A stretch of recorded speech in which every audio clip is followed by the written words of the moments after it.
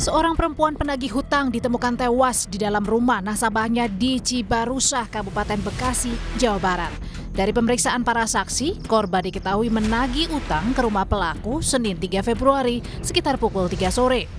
Jasad korban berhasil ditemukan ketua RT yang berusaha mencari korban di rumah pelaku.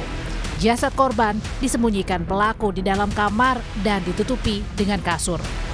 Saya nemuin kasur lantai sama bantal. Saya lempar. Terus ada spring bed di pinggir tembok. Saya buka, ternyata ada korban di situ. Ya udah, saya udah ngelihat itu, saya nggak sempat meriksa korban, cuman sempat ngelihat doang. Langsung si pelakunya itu di belakang saya langsung loncat, saya langsung kejar. Saat ditagih hutang pada 3 Februari, pelaku menyebut tak mampu membayar karena belum memiliki uang. Korban yang datang seorang diri nekat menunggu di depan rumah menuntut pelaku untuk segera membayar utang yang sudah menunggak selama 1 bulan. Merasa terdesak karena terus ditagih utang, pelaku nekat membunuh korban. Untuk menghilangkan jejak, pelaku membawa sepeda motor korban dan memarkirkannya di tempat penitipan motor. Kasus pembunuhan penagih utang di Kabupaten Bekasi ternyata menguak kasus pembunuhan lainnya. Saat diperiksa polisi, pelaku mengaku membunuh istrinya pada tahun 2022. Polisi pun kembali ke rumah pelaku dan membongkar septic tank yang digunakan pelaku sebagai tempat menyembunyikan jasad korban. Anak korban menyebut terakhir kali berkomunikasi dengan korban pada tahun 2022 setelah korban pergi dari rumah membawa sejumlah uang dan perhiasan. Ngurus dokumen rumah, dan dari situ udah hilang. Itu bawa uang hasil nggak ada rumah, nggak ada surat rumah. Itu bawa uang, nggak tahu nggak pulang lagi. Gitu. Total uangnya berapa, Mas? Yang Mas? Sekitar itu 50 jutaan. Oh, berarti ibu hilang itu sempat membawa uang. Bawa uang. Selain uang ada motor atau apa, Mas? Dokumen motor, HP, dompet, namanya KTP, hiasan. Saat ini polisi menyelidiki 2 kasus pembunuhan perempuan yang dilakukan pelaku.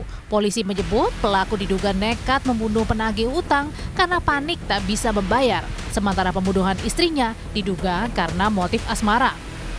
Peristiwa yang pertama tentang pinjam-meminjam, yang korban juga meninggal. Peristiwa yang kedua berkaitan dengan dugaan asmara karena si tersangka ini merasa istrinya ini telah berselingkuh dengan orang lain yang mengakibatkan si suami katakanlah gelap mata. Kini polisi telah menyita sejumlah barang bukti untuk pemeriksaan 2 kasus pembunuhan penagih utang dan wanita yang jasadnya ditemukan dalam septic tank. Polisi masih menyelidiki apakah pelaku melakukan pembunuhan secara terencana atau tidak dalam 2 kasus ini. Tim Liputan, Kompas TV.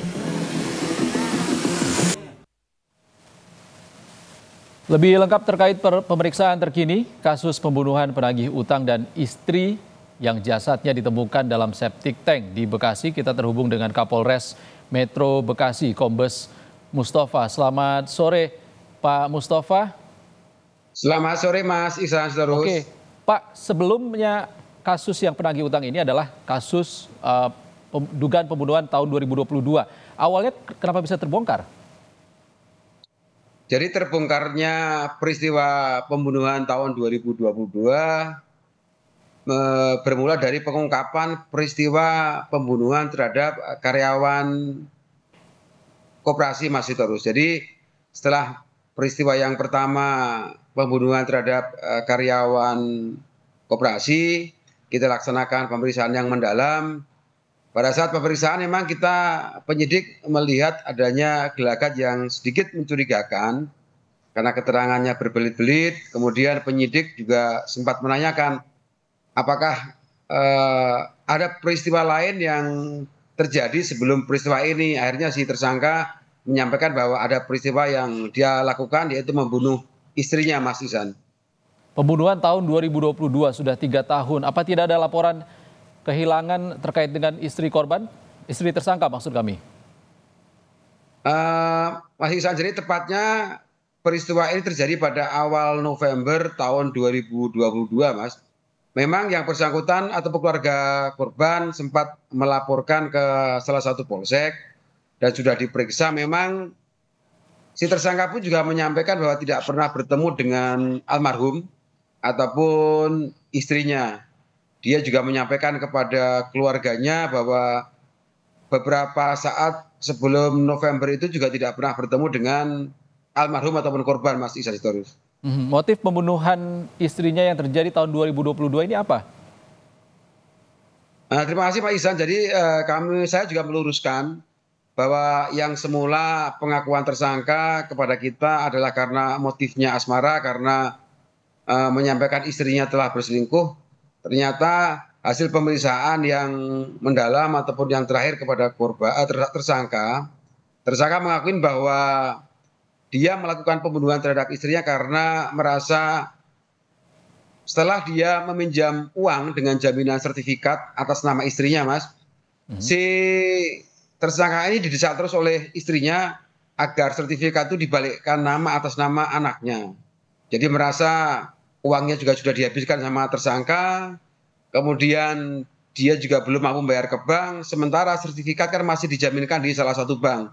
Bagaimana membalikkan nama, uang sertifikatnya juga tidak ada padanya, seperti itu, Mas.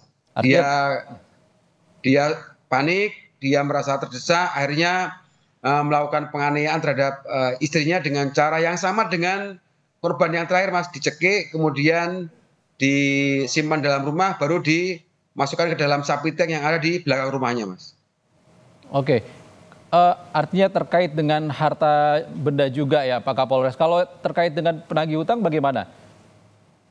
Kalau berkaitan dengan penagih hutang, Mas Ihsan, memang pada tanggal 3 Februari itu korban sempat datang 2 kali, Mas. Pertama datang jam 10 untuk menagih hutang. Oleh si tersangka dijanjikan nanti saya carikan pinjaman atau uang, nanti sore akan saya bayar. Kemudian sore pukul 13.00 korban mendatangi kembali ke rumahnya tersangka, Mas. Menagih namun tidak ada. Nah, pada saat korban ini berbalik badan, kemudian korban ini kan menggunakan ataupun memakai kerudung. Kerudung itulah yang digunakan untuk menjerat korban, ditarik ke dalam, karena korban posisi di luar rumah, ditarik ke dalam rumah, kemudian untuk memastikan korban sudah meninggal, kepala korban dibuturkan kembali ke lantai oleh si tersangka, Mas. Sempat datang pukul 10 dan kembali lagi, lalu terjadi pembunuhan. Ini bisa disebut ada unsur perencanaan nggak? Yang jelas pasal pembunuhannya masuk, Mas. Namun sudah kita pastikan apakah ada rencana setelah antara jam 10 dengan jam 3 ini tersangka merencanakan untuk membunuh kepada korban, akan kami dalami. Yang jelas pasal pembunuhannya memang masuk karena peristiwa yang terakhir pukul 15 itu kan korban setelah dipukul, Mas, untuk memastikan bahwa korban sudah meninggal, dia memudurkan kembali kepalanya. Berarti kan si tersangka ini kan menginginkan korban meninggal dunia ataupun mati, seperti itu, Mas. Baik, kami nantikan seperti apa hasil penyidikannya. Terima kasih Kombes Mustafa, Kapolres Metro Bekasi sudah berbagi informasi bersama kami di Kompas Petang. Terima kasih, Pak. Terima kasih Pak Ihsan, selamat sore Mas Ihsan.